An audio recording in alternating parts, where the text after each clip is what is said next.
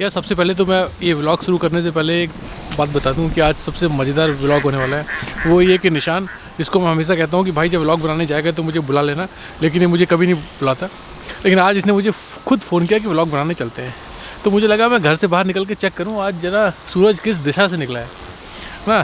तो पता चला कि निशान आज जो है एक ब्लॉगर की लाइफ का व्लॉग बनाना चाहते हैं। इसके लिए, इस ब्लॉग को बनाने के लिए उन्हें किसी आदमी की ज़रूरत थी। तो सबसे नज़दीक उनको मैं ही नज़र आया, तो मैंने कहा ठीक है, मैं उस व्लॉग में पार्टिसिपेट करना पसंद करूँगा।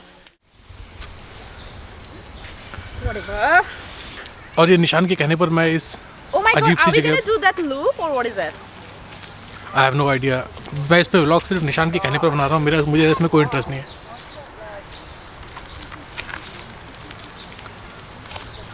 अच्छा, ये बॉटनिकल गार्डन है और मैं आपको बता दूं, मैं केंद्रीय विद्यालय का स्टूडेंट हूँ। जब मैं 10वीं में था तो मेरे इतने कम नंबर थे कि मुझे साइंस ही नहीं मिली। हालांकि तब मेरा सपना होता था कि मैं बड़ा होकर साइंटिस्ट बनूँगा। How we should go about it? Okay, let me explain first. I know nothing about botanical garden. Okay, I'm not sure about it. No, I can't differentiate between a mango tree and an apple tree.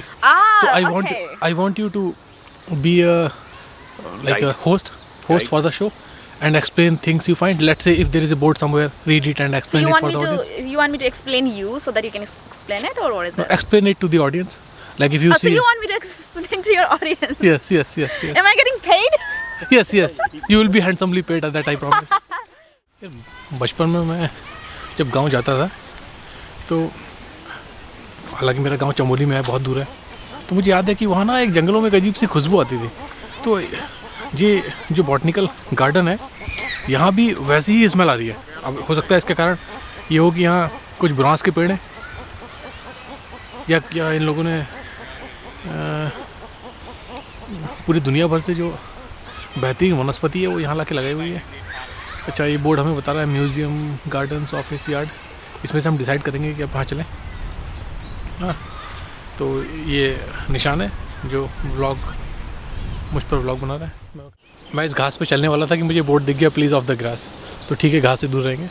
लेकिन बस मैं एक छोटी सी बात ये कहना चाहता हूँ कि मैं इस पार्क में आपको कुछ पेड़ दिखाता रहूँ, कुछ तालाब दिखाते रहूँ, कुछ बतख दिखाता रहूँ, और 2-3 मिनट में आप चढ़ जाएंगे। क्योंकि मुझे लगता है कि मुझसे पहले हज़ारों लोगों ने हैगले पार्क पर व्लॉग बनाया होगा, बहुत अच्छे डिवाइसेस से, और बहुत अच्छी कमेंट्री भी की होगी। लक्ष्मी, देखो मेरा व्लॉग तो हिंदी में अच्छा लगता है मुझे यार, इंग्लिश में से कोई नहीं देखेगा। हिंदी में पता है, ताकि कोई समझे ना आसपास हम लोग क्या बोल रहे हैं। मैं इसलिए बोल रहा हूँ क्योंकि तू सड़क पे चलना। मैं सड़क पे क्यों चलूँ? नहीं, उसके मैं इसलिए क्योंकि सब लोग मेरे पेरेंट्स ने मुझे प्रिविलेज लाइफ दी है, मैं सड़क पे क्यों चलूँ? नहीं तो ये घास से अच्छी तो प्रिविलेज सड़क है ना। This is more better than the street. I mean, I guess it's natural. It's very beautiful plant.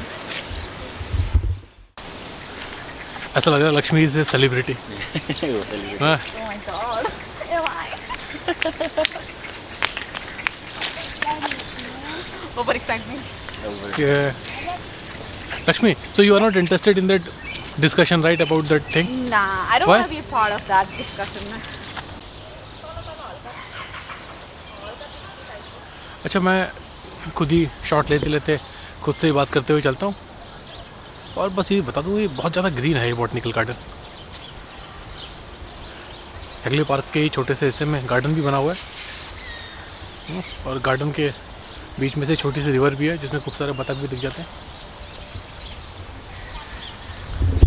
Suddenly, Lakshmi has turned herself into something hot. Can you please, we're doing something good over there. Who's making? Oh, so you mean you guys are making something good and you don't want me in the frame? Yeah, that's all right. I will go out of the frame. Yeah.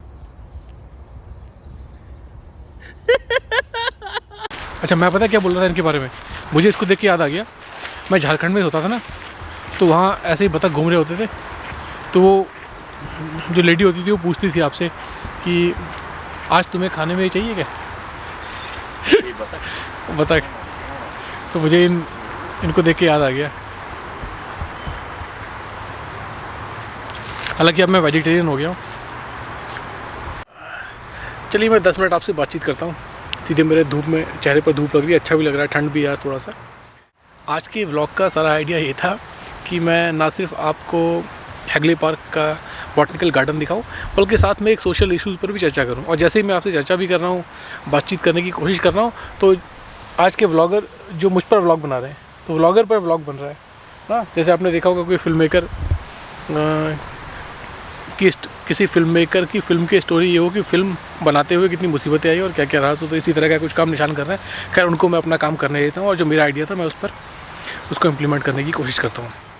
पर एक मसला जो मेरे दिमाग में पिछले 2-3 दिनों में यूट्यूब में ऐसे ही वीडियो देखते हुए आया, वो है पाकिस्तानी कलाकारों का।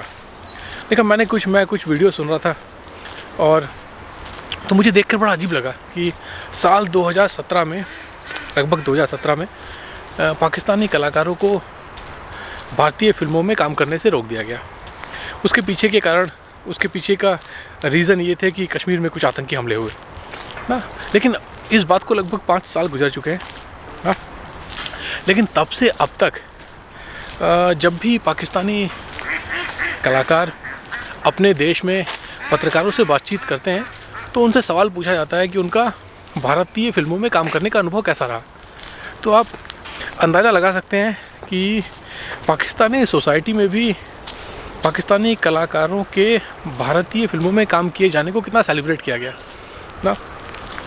अब इस चर्चा का दूसरा पहलू ये है कि क्या पाकिस्तानी कलाकारों को भारतीय फिल्मों में काम करने से रोकना एक सही फैसला था। इस बारे में काफ़ी मैंने सोचा पिछले 2-3 दिनों में, और मैं व्यक्तिगत रूप से इस नतीजे पर पहुंचा कि वो एक गलत फैसला था। और मैं ऐसा किसी बहुत कोई इमोशनल कारणों से नहीं कह रहा हूँ, बल्कि इसके पीछे एक ब्रूटल लॉजिक है। एक नहीं बल्कि 2-3 ब्रूटल लॉजिक हैं। सबसे पहला तो ये कि हमको ये बात समझनी होगी कि जब भी कोई भारतीय, मैं एक एग्जांपल आपको दे रहा हूँ तो आप इससे खुद अंदाज़ा लगाइएगा कि आपको सिमिलैरिटी समझ में आएगी दोनों बातों में। जब भी आप देखते होंगे कि भारत से कोई डॉक्टर या इंजीनियर अमेरिका या यूरोप में जाकर काम करता है, तो भारतीय बहुत प्राउड फील करते हैं कि कितने सारे हमारे देश के लोग पश्चिम में जाकर ऊंचे पदों पर काम कर रहे हैं। लेकिन रियलिटी ये है कि जब कोई भारतीय डॉक्टर यूरोप में, अमेरिका में या इंग्लैंड में काम कर रहा होता है, तो वो अपने काम से उन देशों के मेडिकल सिस्टम को, उन देशों में होने वाली रिसर्च को और उन देशों में मौजूद स्वास्थ्य सुविधाओं के स्तर को ऊपर उठा रहा होता है। भारत को उसकी सेवाओं का कोई सीधा लाभ नहीं मिलता, बस इतना सा लाभ मिलता है कि हमारा ईगो थोड़ा बूस्ट हो जाता है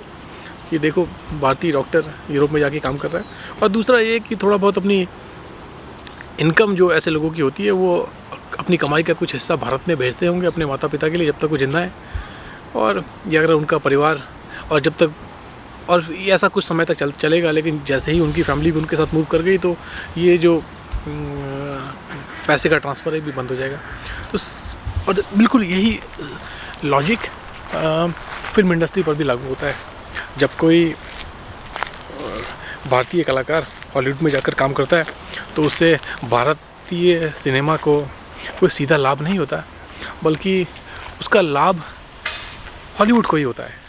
देखिए, भारत में एक बहुत गलत धारणा है, और हम लोगों का ये मानना है, हम में से ज़्यादातर लोगों का ये मानना है कि पाकिस्तानी कलाकारों को बॉलीवुड में काम करने की अनुमति देकर भारत उन कलाकारों के साथ कोई फेवर कर रहा है, जबकि ऐसा नहीं है ना।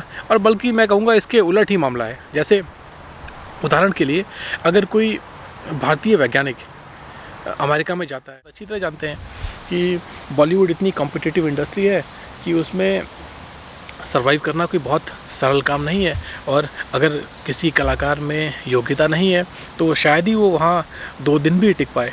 तो सबसे पहले तो ये कि तो इस आर्गुमेंट, इस लॉजिक को हमें समझना होगा कि भारतीय फिल्मों के स्तर को ऊंचा उठाने के लिए दुनिया भर से जितने भी टैलेंटेड लोग हैं और वो हमारी इंडस्ट्री में काम करना चाहते हैं, उन्हें हमें आने देना चाहिए।